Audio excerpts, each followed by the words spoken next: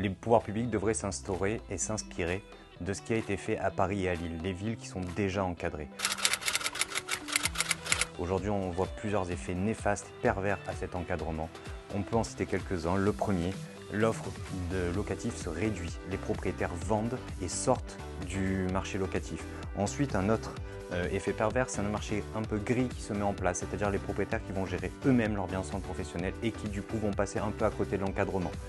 Ensuite, on a l'encadrement qui rate un peu sa cible. En effet, les petites habitations à destination des foyers modestes, elles ne vont pas changer, ils vont rester avec leur bail. Et ça va être plutôt les grands appartements qui vont être encadrés. Et ceux-là n'ont pas du tout besoin d'être encadrés parce qu'au contraire, ça va faire diminuer les loyers.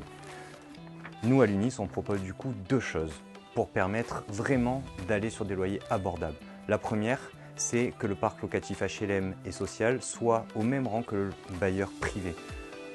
Le bailleur privé doit pouvoir louer à des loyers abordables, mais pour ça, il faut qu'il y ait des conditions avantageuses et notamment au niveau de la fiscalité.